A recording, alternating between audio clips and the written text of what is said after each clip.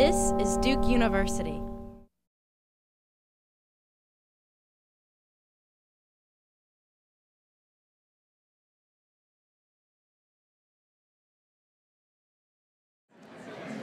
Good afternoon, Fuqua. I'm delighted to introduce our first Distinguished Speaker Series Speaker of the Year, Shelly Lazarus, Chairman of the global advertising agency Ogilvy Mather. Shelly Lazarus has been at the forefront of the advertising industry since the 1970s. Her trademarks, clear branding, and building close client connections have attracted some of the world's most respected brands to Ogilvy, including American Express, Coca-Cola, Ford, IBM, and Unilever, among many others. A frequent industry honoree, she has appeared numerous times in Forbes magazine's annual ranking of America's 50 most powerful women in business. Ms. Lazarus received her MBA from Columbia Business School and was the first woman to receive Columbia Business School's Distinguished Leader in Business Award, as well as the Advertising Education Foundation's Lifetime Achievement Award. She serves on numerous boards, including General Electric, Merck, New York Presbyterian Hospital, World Wildlife Fund, the American Natural History Museum, and the Lincoln Center for the Performing Arts. Please join me in welcoming Shelly Lazarus to Fuqua.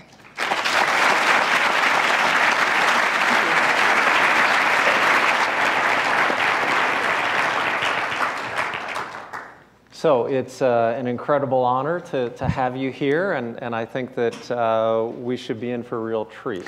I hope so.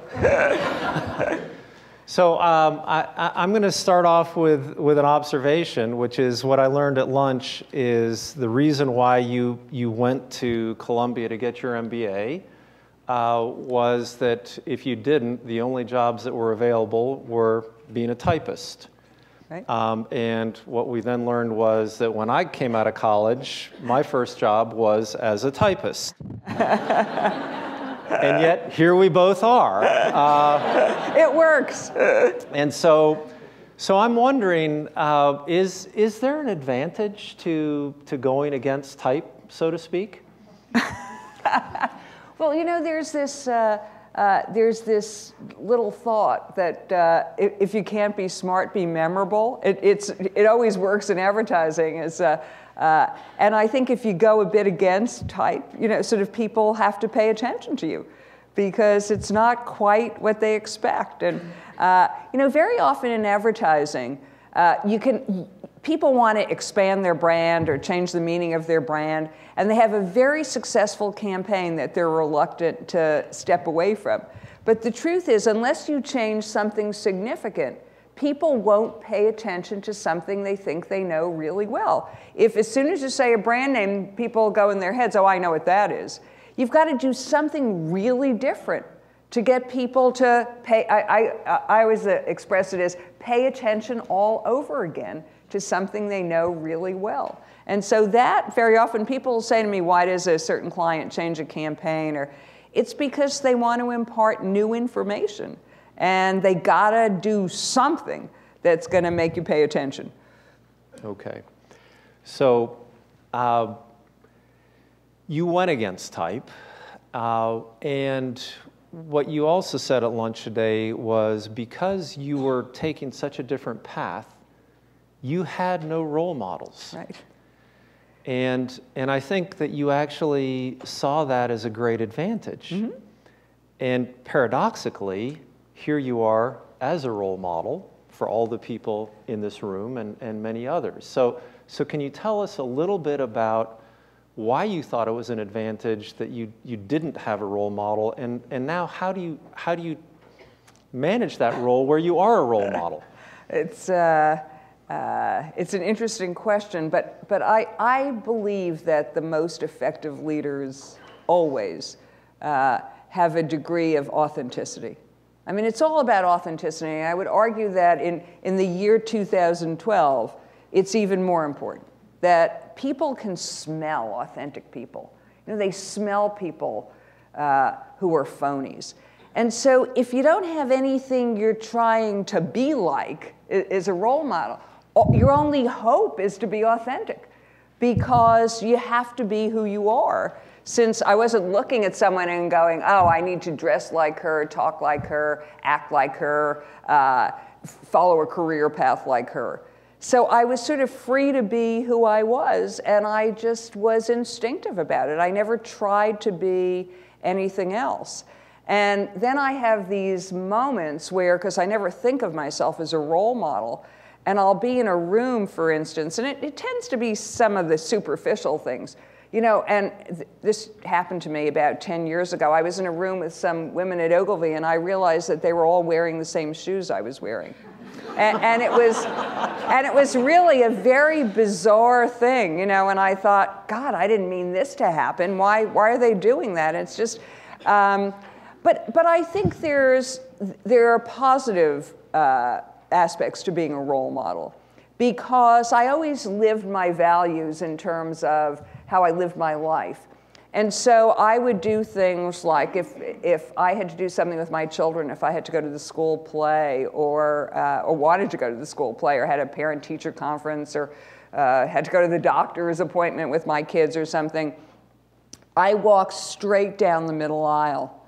You know, I never snuck out. And I did it because I wanted to, because I just thought that was right, and I didn't care if anyone didn't like it. But I also did it so other women would see me walk straight down the aisle and know that in our company, it was okay to live those values. And so, you know, sort of once you know you're being watched, you're also aware of how certain things that you think are fundamental to the values and the principles of the company you're running.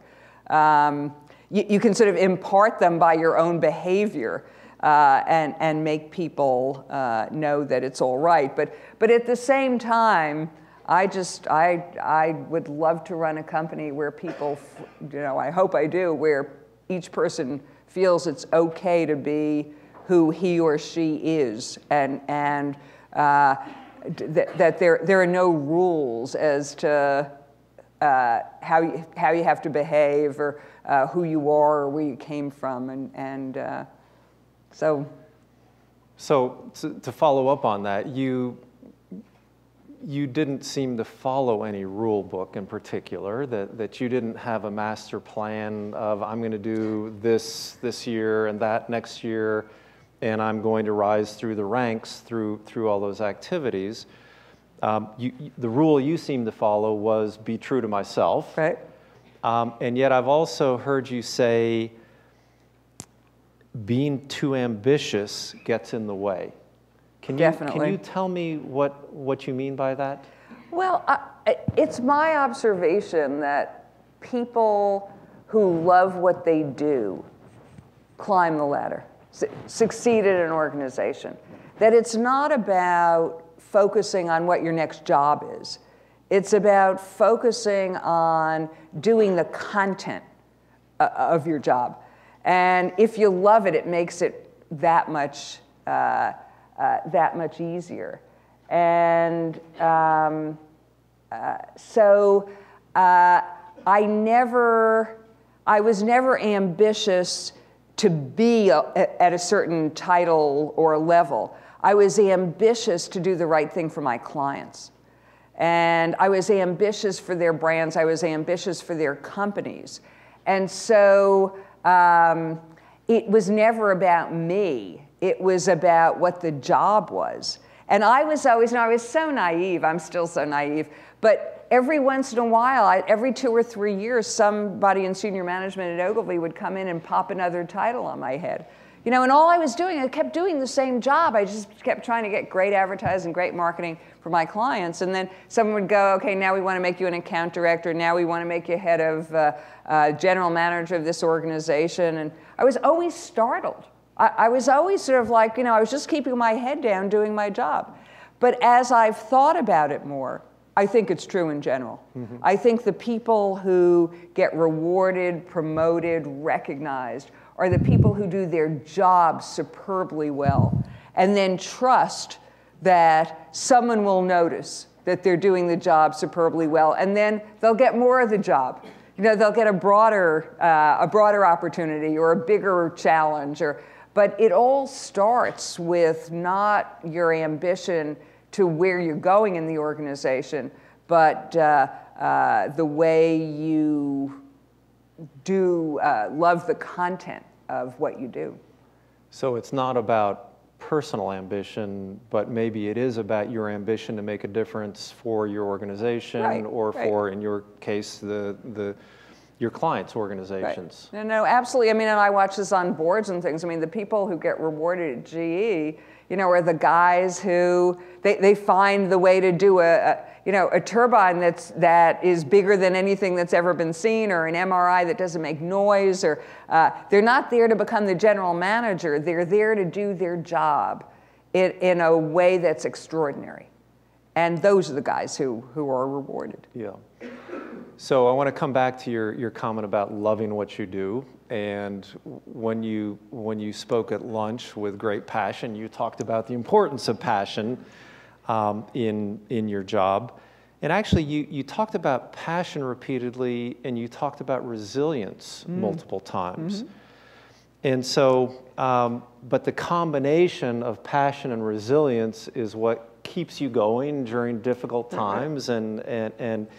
And so I have a couple of questions about resilience in particular. I would assume that passion, you either have it for something or you don't. Right. But resilience, my question is that something that you felt like you were endowed with that, or did you build it throughout your career in different ways? Well, I think it's linked to passion, and I think it's linked to loving what you do, because if you're passionate about something and somebody kind of swats you away and goes, nah, that's not such a good idea, you've got to have some passion behind the idea to come back and say, actually, yes, it is.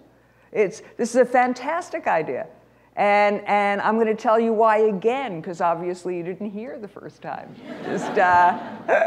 So it is. I do think they're very closely intertwined. But you also, it's sort of an approach and a mindset is, great ideas take time to sell in.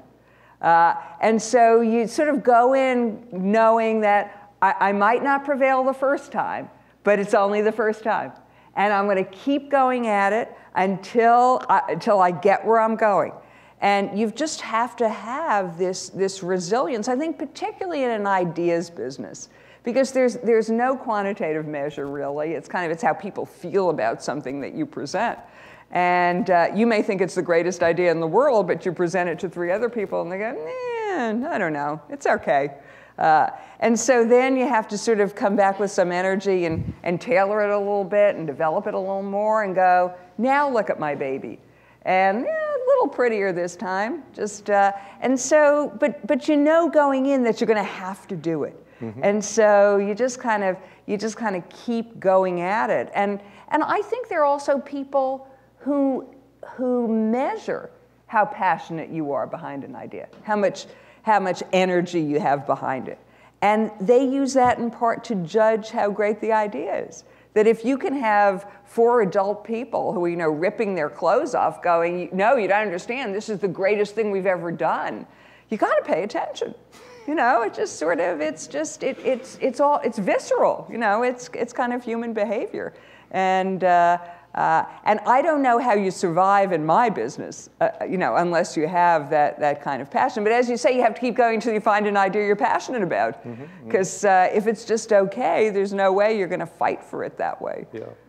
So the U.S. military collects tons and tons of data on every single person who enters into military service. And what was communicated to me is the biggest change that they've noticed as they track data year to year is a decrease in the amount of resilience of people today. Really? And so my follow-up question is, if you lead an organization, not only do you have to be resilient, but you have to build resilience in others. And can you think about, is that a doable task? Well, no, I think it is. I think you have to support people.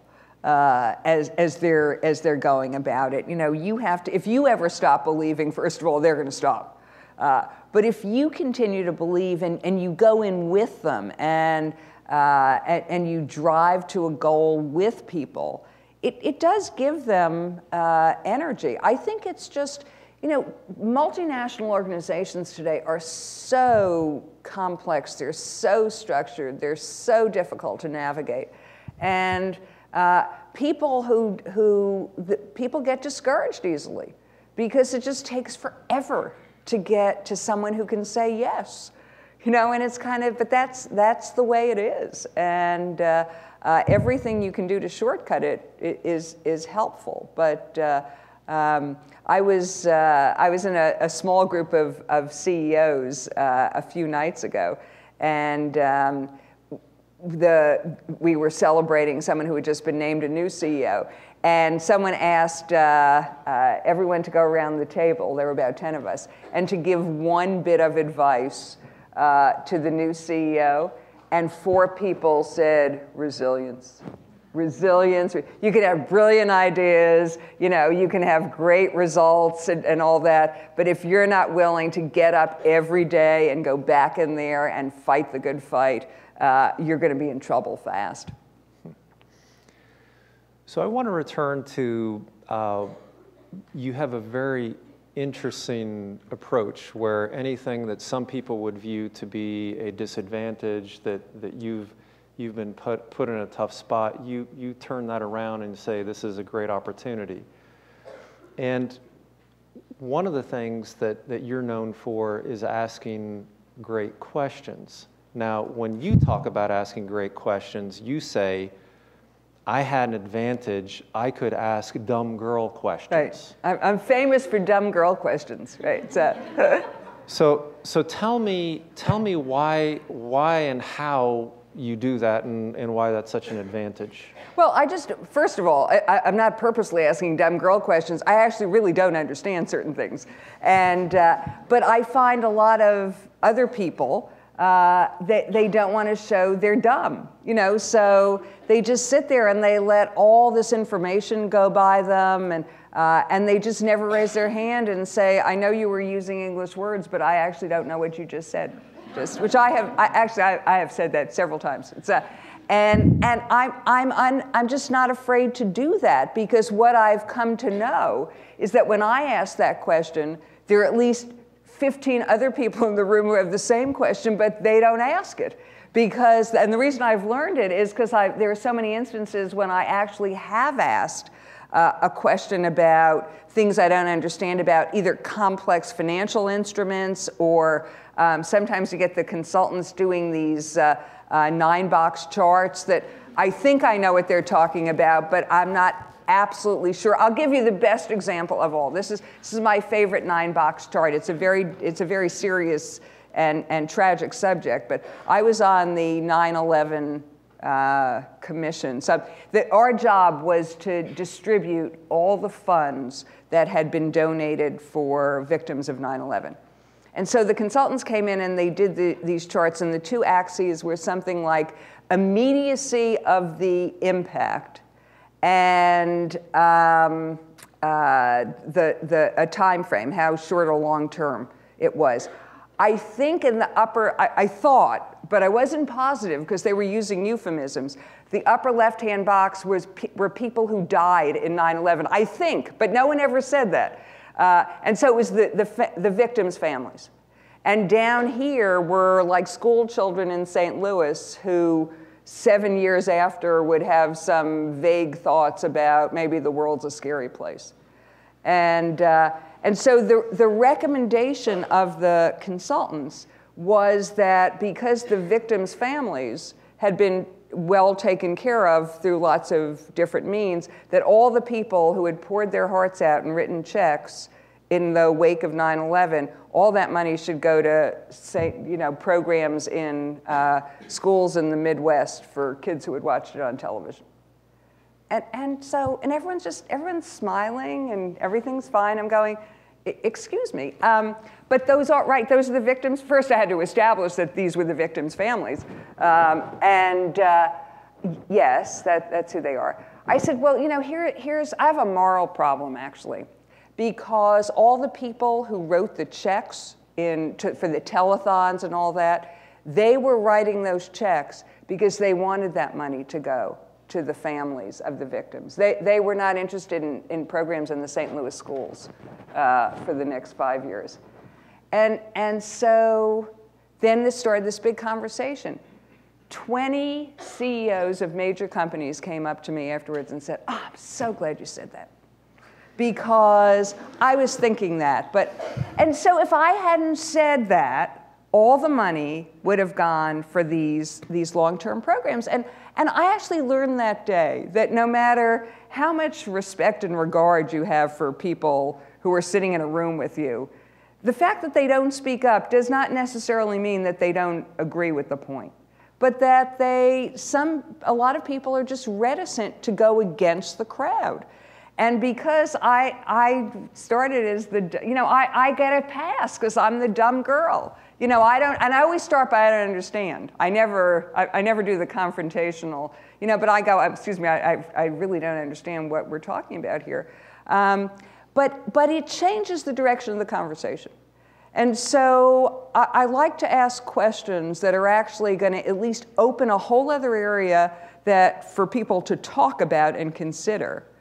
Or if I can just sort of change the course of a natural conversation that you know where it's going, you know where it's going to end. Because I don't even mind if it ends there, as long as we've considered some other possibilities. So I think that you felt like you had a gender advantage here because, because men did not like to ask questions that made them look vulnerable in some way. Or I'm not even going to go there, but they didn't ask the question, so yeah, I mean, just. I'm asking. For whatever reason, maybe they're intimidated by McKinsey. I don't know. Just. So, but have you seen people of both genders who are good at asking those questions? Absolutely. And is there? You talked a little bit about how you try to ask questions. Is there an effective way of doing it that makes it more? Well. So as I say, you can be strong and provocative. You don't have to be nasty and confrontational. It just sort of there's a way to ask things. Sort of for clarification and information where everybody knows where you're going, and sometimes asking people to explain things. Again and again, and not even doing. If you don't understand it the second time. Ask again, because I promise you that if you don't understand it, there are at least 10 other people in that room who don't understand it either. So I've just learned that it helps. It certainly helps me, but it helps a lot of other people to just press a little. Okay. I'm going to ask 2 more questions, and then everyone else in the audience will have a chance to jump in. But a little bit of warning so you can get ready. So the first question is a branding question. And it probably, well, I know it has not escaped your attention, that this is not a golden age for business leaders. And I saw some data recently that looked at a trust barometer. And not surprisingly, given the election that we just went through, there was a 14-point drop year to year from 11 to 12 in trust in government officials. All-time drop. The same year-to-year drop for CEOs was also the biggest decline in history of 12 points. So these people are moving into a world where it's fundamentally different than it was even a year ago, where there's less trust in their leadership. How can they build their brands in that environment? Yeah, well, I'll just start by quoting, I heard this great line from John McCain on trust in Congress. He said, "We're now down to blood relatives."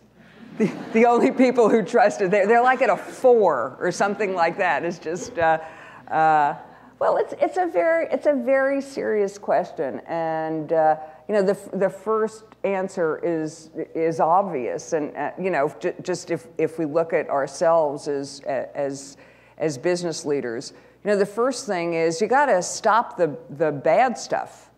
Just when I thought we might be just going back with banks, or LIBOR happens. And there are things that are just unacceptable. And where there are things that are unacceptable, I also don't see the behaviors on the parts of the leaders of the company, to fire people. I mean, there are certain, there's a wonderful phrase that says, culture is defined not by what you say, but by what you enforce. And so if it's okay with a company that people do these things and nobody gets fired until the government comes in and says, actually, we're not going to deal with this person anymore, so you better get rid of them. Well, then what does that say about the morals and the principles, of a company? So it is certain. So the actions have to stop. There has to be accountability for people on whose watch bad things happen. It may not even be that people meant to do bad things, but it's just somebody has to be accountable for it. And so there has to be sort of a moral resolve that these things won't be allowed to happen. I think we have a terrible, terrible problem with CEO compensation that I don't know how to solve. The salaries that CEOs are making in this country, most people find obscene. And that doesn't endear the business community anymore. I have to remind a lot of the people I work with that $1 million to most people in this country is winning the lottery. So when they sit before Congress and say it's hardly worth coming to the office for $1 million, the Goldman guys, it's abhorrent to people. They don't even understand it. It's so entitled. And now, having said that, there are business leaders who command great respect, who do wonderful things. I mean, people love Bill Gates, Warren Buffett, Steve Jobs, who they still love entrepreneurs. They love people who start companies. They love them too because, someone like Bill Gates takes his money and gives it back. I think I was telling you before, John Paulson, who, we can argue about all the ways he made his money, but when he gave $100 million he basically gave it this way, to the citizens of New York for Central Park, $100 million. And people just loved him for that. So he took the money that he made and he gave it back to society in some significant way. And so I think business leaders, we're going to have to start to be accountable. I think we're going to have to start to recognize that there is a societal contract and we have to give back, that it's part of the deal. I think people are going to have to start to act on their ethics, that when things are violated, that people aren't, in fact, they lose their jobs. And then we have to figure some way to get back to compensation levels that have some relation to reality. And I don't think the idea is to pay people all the money and then take it back in taxes. I mean, that makes no sense to me at all. But there's got to be some way of calibrating the compensation that people make. But I can tell you the one thing that is not going to work, and I'm asked this all the time, is running ads that say, we are such good people, we can hardly stand ourselves. It's just, no, and people, as soon as something bad happens, I get these phone calls from companies that say, no, we want to run some ads that, explain to people what our ethics really are.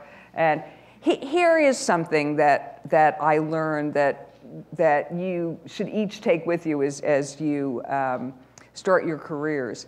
Bad stuff is going to happen. You need to build your brand before the bad stuff happens. You need to inoculate yourself before anything bad happens. And I will give you the example of BP, which I think is stunning. When we did Beyond Petroleum. So BP, before the spill, had two other incidents where they had a fire in Texas City where 15 people died in a refinery. And just a few weeks or months later, they had a spill in the Alaska pipeline. And so everyone was very concerned about what people thought about BP with these two events happening. So we did this very broad survey of people, and we said, there was a company, there were 2 incidents, this fire and the spill. Have you heard of it? Yeah, I think so. Do you happen to know which company that was that had those 2 events? This is must have been Exxon. Must have been. So this 56% of people in the United States said must have been Exxon. So you never want the Valdez to happen to you because it's passed on in the DNA somehow, as everybody knows. I don't know when they're going to pass beyond the Valdez. Then you go, so are all oil companies the same? No, BP, they're much better. They're so green. They care about the environment. And so they had built up, and I'm not saying it's, in a way to be funny, but they had built up so much goodwill through Beyond Petroleum that they could actually get through a fire and a spill. They couldn't get through the Gulf. There are certain things that are just overwhelm all the goodwill that you might have built up. But building up that goodwill before something happens is really, really important. Now, the other thing I will tell you, which I found fascinating, because we monitored BP all through the spill, is on BP's worst week, the time when they were holding the turtles up and the oil was spilling off them and all that, the American public still hated Goldman Sachs more. They did. Goldman Sachs was they were dead last. I mean, they just can't help it.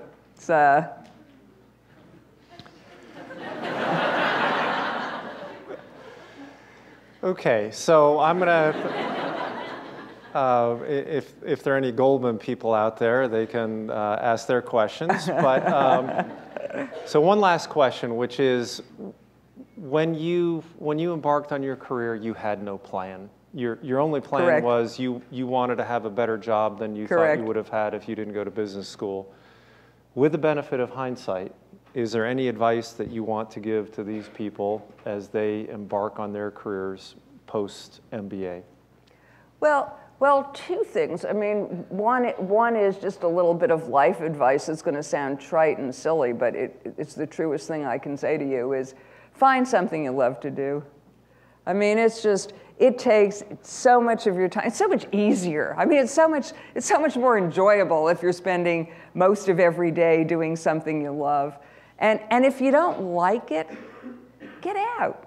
It's just sort of people, they have these ideas of what they think they want to do, and they get to a place and they try it and they don't really like it very much, and then they really don't like it very much, and then they really don't like it very much, and it's not getting any better, and they stay.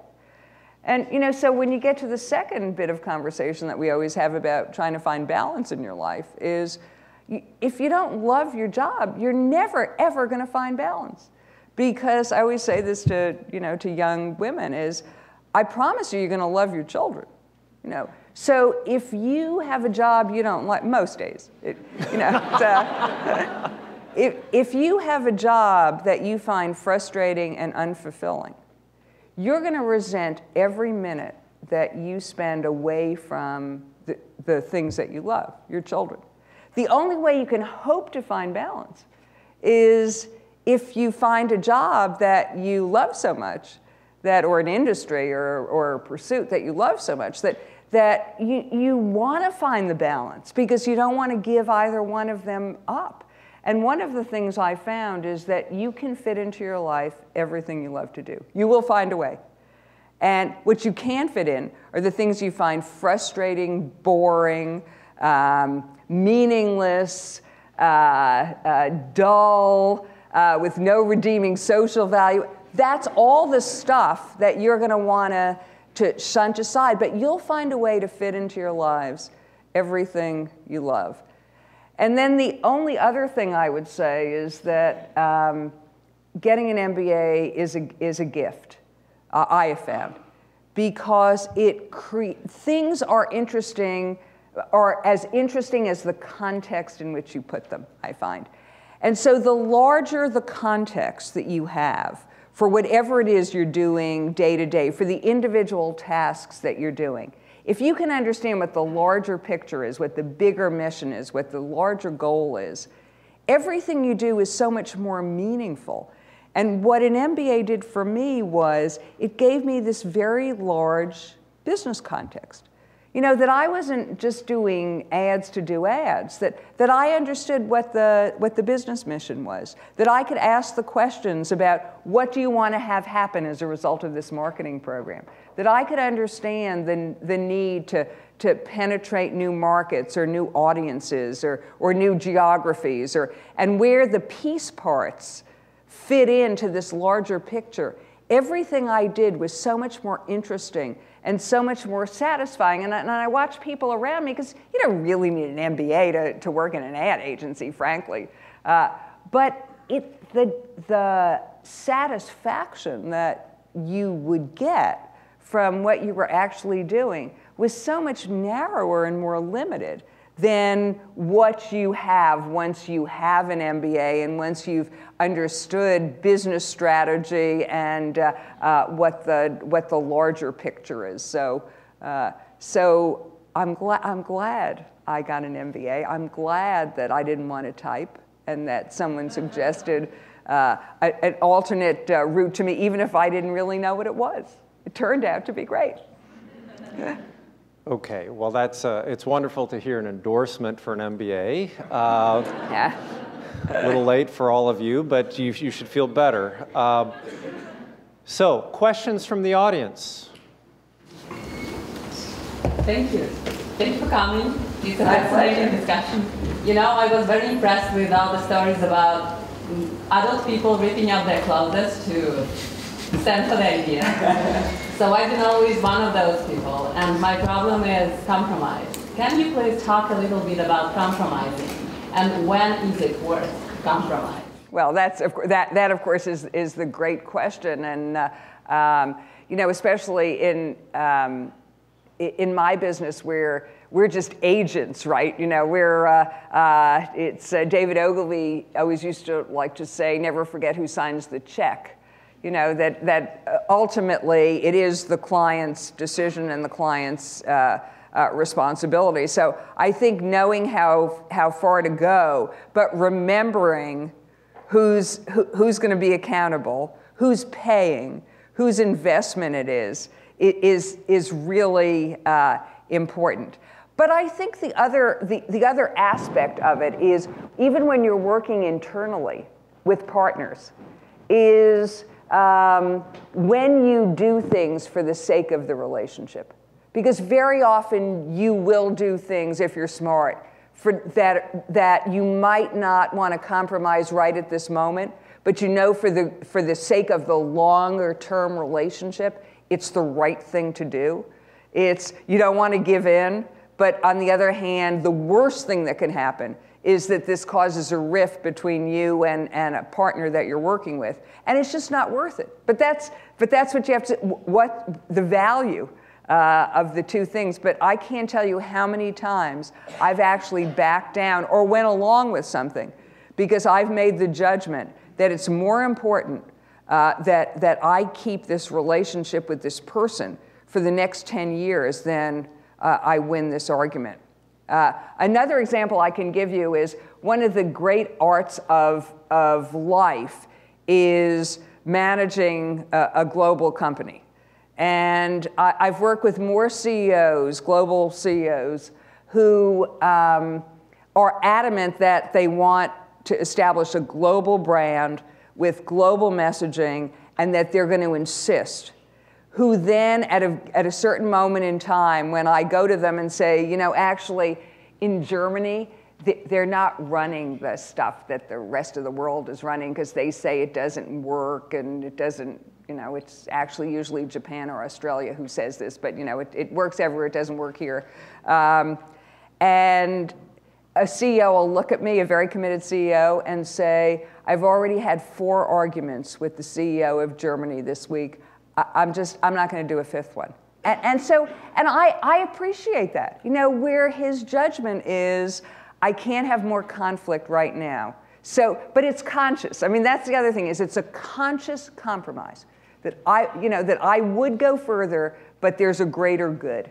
And so I think being conscious of it is probably the most important part in making a conscious judgment. Thank you for coming out and talking to us, and it was very knowledgeable and engaging. I want to ask you, what is the one greatest thing that you love and one thing which you dislike about the ad business? About the ad business? Oh, what I love is, so my favorite moment is, it usually happens on Monday morning, and I get a call from a creative guy who says, "You got a minute? I got an idea." And I go, "Come on up." And it's just that moment when you first see it, and you just know it's a stunning idea. You know that it's something that you've been working on for so long. I have just a wonderful, wonderful creative partner named Steve Hayden, and he did. You think it's just came from the heavens? He did e-business. He did that E for IBM, and he's a very self-effacing guy, and he called me up. He said, "Could I just show you something?" And he brings me an ad, and embedded in the body copy is this little ampersand E. I said, "Steve, what's that?" And he goes, "No, I was just playing with it. I was just, I don't know, maybe it's an idea." And the rest is history, as they say. But there's nothing as exciting as those moments when you see an idea. And the worst part is when people try to steal your great people. In the ad business, we're only as good as the people we have. And then you just, there are times too when people are desperate, and so dollars have, depending on the need, dollars have different value, where someone will make an offer to a guy, one of our great guys, and triple his salary. And because the competitor so needs this person that he is worth 3 times as much to him, and you want to keep him, but it just doesn't make any sense. Sometimes you win, by the way. Sometimes you do win. You appeal to some higher notion of, enjoyability, comradeship. It's but as I always like to say to people when we're thinking about things like that, you can't make people feel dumb. You can't make people feel that they're betraying their family in some way because they're not taking this economic opportunity. So, those are the worst. I mean, that's just makes me weep. Ms. Lazarus, is this on? I was at lunch with you today. I know. And we sat next to each other. I did, yeah. And I got such a benefit out of you talking about prioritization. And we, Fuqua students here, are juggling academics, career, student life, social life, and student organizations. So people have a lot of struggle with prioritizing. Could you talk about the card and the 5 things that you write on? Yeah, I know. So this is, I started to do this instinctively when I first became CEO, because one of the things that you'll find in any job is that the process and the nonsense, just sort of swamps you. And it just takes all your attention and all your effort. So at the start of each year, I would write down on a card the 5 big things I wanted to accomplish over the course of the year. And I would keep it on my desk, right on the top. And then when people would come to me with enough silly things over the course of the day, my eyes would always drift over to the card, and I would start to think, if I spend my time doing this with that person, is that going to do anything to drive me any closer to these 5 big things I want to accomplish? And if it didn't, I'd say no. I would just start to say, no, this is not something I have time for today. I'm sorry, we can deal with it at a different time. And it just, just some sense of what the big things are that you want to accomplish over the course of a year. Or whatever time period, these are the 3 things I must get done this weekend. It's just a way of sort of sorting out, because it's amazing once you write them down too, how many extraneous things take up your time. It's sort of, I could clean the basement, but it's kind of not going to drive me any closer to any one of these big things I'd like to accomplish, unless I'm trying to sell my house or something, in which case it would. So I think having that sort of larger perspective and knowing what's important to you, it's a friend of mine. This gets me to sort of the basement thing. She once said to me something I have never forgotten. She says, "Dust has no emotional value." So now I've just freed you to never dust. It's just it's pointless. It'll be back again the next day. It's just it's just sort of. And it doesn't really have any emotional value, sort of when it's there or when it's not there. So, just let it go. Just, Very pragmatic advice, yes. Hi there, thanks so much for joining us today. There was a book published a couple years ago called Women Don't Ask that posits that women don't ask for promotions, they don't negotiate their salary, and that's actually why women make 78 cents on a men's dollar. Could you talk to whether or not you think you were in a unique environment? No, because let me be, I'm glad you asked the question for clarification. I don't think anyone should ever ask for promotion. People should ask for more challenge. People should ask for more work. People should ask for a broader portfolio. People should ask to be put on the most challenging assignment that a company has. People should ask to be sent to start up a new division. But what you shouldn't ask for is to be made a senior vice president. Because if the company doesn't see that your value is, so that was my issue with that book, because that book sort of did say ask to be a senior vice president. So if the company doesn't see the value so that you get the next kind of rung up on the ladder in terms of title, I think that should cause some concern on your part that either you're not doing as well as you think you're doing, or the company is rewarding people unfairly. But I always say, raise your hand, ask for a bigger assignment. There are a lot of companies, a lot of professional services firms, actually, that they're now starting to get more and more women into what they consider senior management. But you say, okay, who's managing your 20 largest engagements? No women. No. I work with a lot of the accounting firms, and I've yet to see the managing partner on GE or Merck, they're not women. And everybody in a company knows what the really important assignments are. Everybody knows. They don't have to publish. They don't publish it, but you know. And they tend to be client-facing, and they tend to have responsibility for more revenue, and they have more people involved with them, and everyone knows which assignments those are. And just because people have the same title doesn't mean that people have the same power. And so, again, back to the content of make sure that you have the right content in your job. Always ask for that, but I never ask for a title.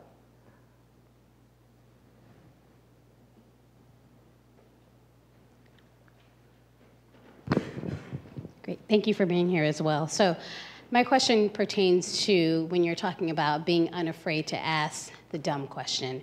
And I was wondering what type of trade-offs you've seen that you've had to make between being inquisitive and getting clarification on things that you don't understand, and also communicating that you have a command of what's going on in the room. And if you can just talk about some of the trade-offs there, or how do you balance between those two? Yeah, well, I think asking questions constantly because you can't keep up, that's not a good idea. It's sort of, that would never come across well. But I think in many instances, it's because you have a command of the overall subject that you're not understanding what some of these specifics are. And because you do have a point of view, and because you do have a set of beliefs, that you can, in fact, ask questions that suggest a point of view that might not be the popular one in the room. But there are people who ask too many questions and slow down a meeting. That's never a good idea. But one key question that just sort of goes, you just said something that I don't understand. And it's an art. It is an art and also a friend of mine tells this story about he sat on a board of an investment company in France, and this was right before the crisis, and he's a tech guy, and he said there are all these financial guys who sit on this board. It's a really big company. There are all these financial guys who sit on the company, and this, my friend says, sometimes I don't quite understand what they're talking about, but I look around and I see all these other finance guys, and they look like they know exactly what's going on. I go, sure, fine, I'm a tech guy. Okay, I'll just be quiet. And then there was this day, right around in 2008, I think, and my friend is looking at they're presenting this whole thing on derivatives, right? And these very complex financial instruments. And my friend's looking at the finance guys and thinking, they don't understand this. They have this look of being slightly perplexed. And so they go in 3 slides, 4 slides, 5 slides. And finally, my friend decides he's the dumb tech guy, right? He's not the finance guy at the table. So my friend goes, excuse me, could you just go back a little bit? Because I really don't know what you just said, what these instruments are. At which point the CEO of the company goes, actually, I don't know what you're talking about either. And so then he goes, they go back again, they try to explain it again. And now the CEO is energized on this subject. And the CEO goes, I'm not sure I still understand. And then he turns to some of the finance guys and goes, do you guys understand what these instruments are? And they're going, and finally, the third time, they try a third time. And the CEO at this point says, I still don't know what you're talking about. I do not want to get into these instruments that no one on our board understands, that I don't understand, that are too complex for any just person of normal intelligence to understand. I don't want to do them. And these were some of those instruments. They never did them, according to my friend. The CEO stopped it. But if the tech guy hadn't asked the dumb tech question to the finance people, they would have gone right ahead, because people didn't want to show that they didn't understand. So there's art. You have to sort of have the legitimacy. You got to find the legitimacy to ask a question as basic as that. But you probably have one shot in a meeting to ask that kind of basic question. But it does work very often.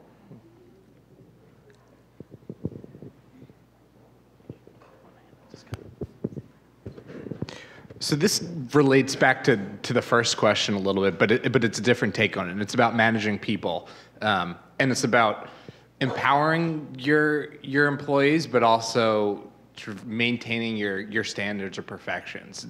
I think I heard that you spoke a little bit about sort of going from an A- to an A and the balance of that. But speak to a little bit about your approach to empowering people, but also making sure that you're delivering products that are up to your standards, and when do you know when to intervene and when do you know not to?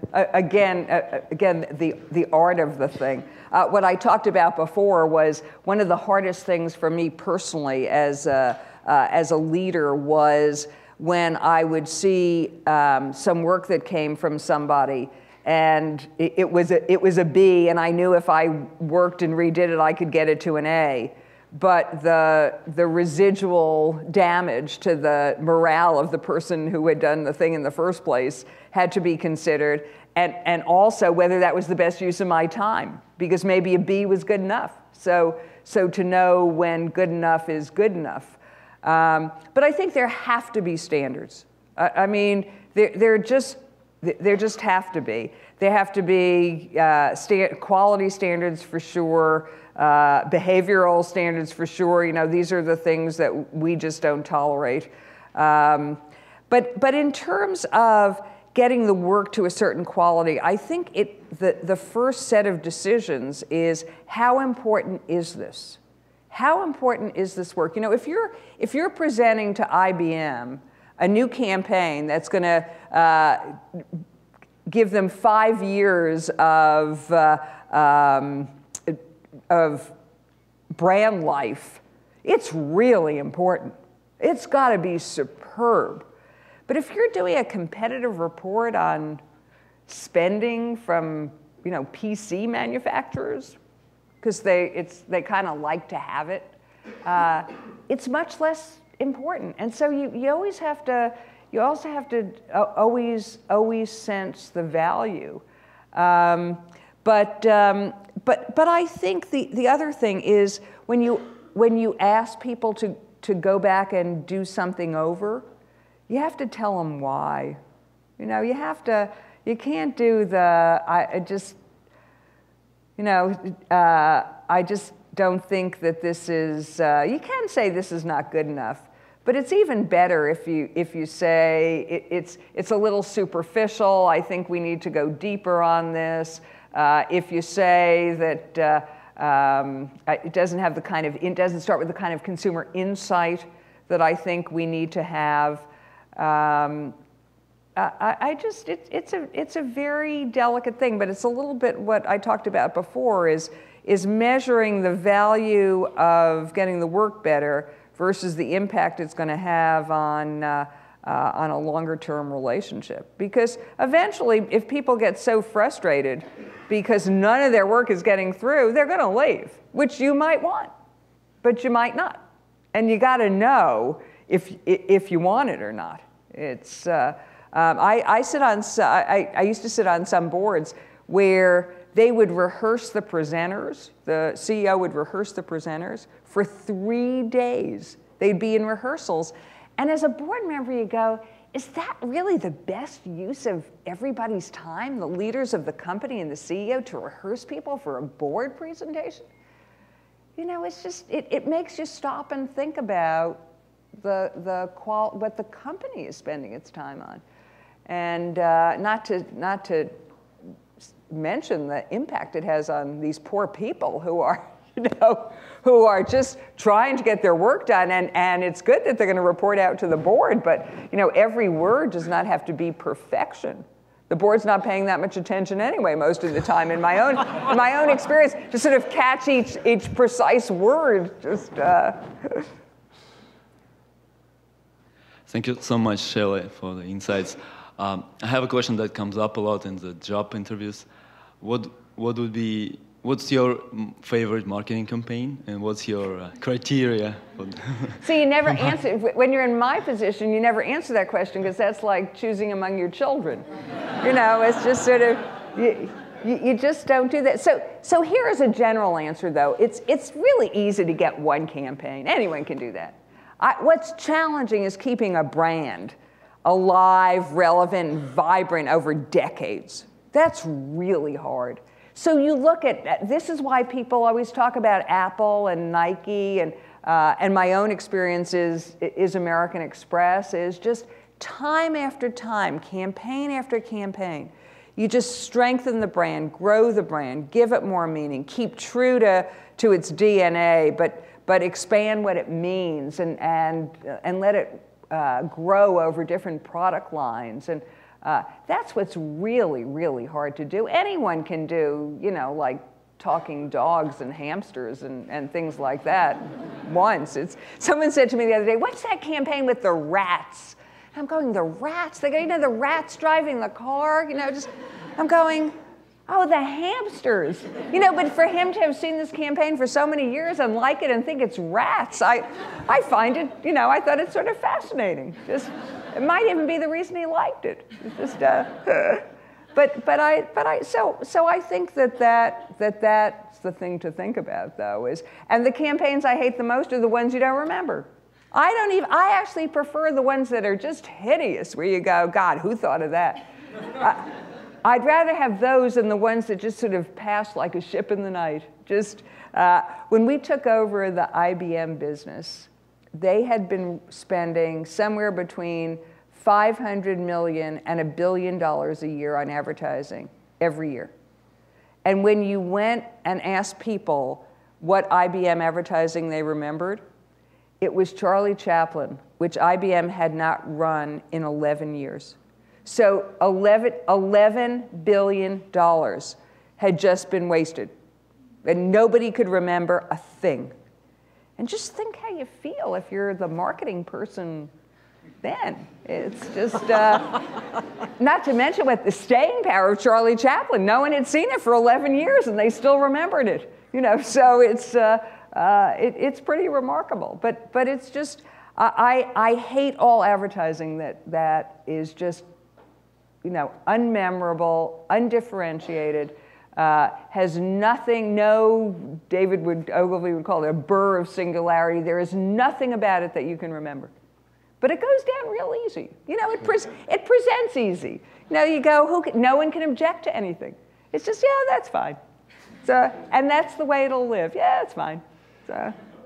So Shelly, our time is coming to a close here. I just want to personally thank you. Your brand is sensationally strong and enduring. You are an incredible role model for everyone here, and you exemplify what all of them aspire to be, which is a true leader of consequence. So thank you. Well, thank you very much. Thank you. Thank you. Thank you.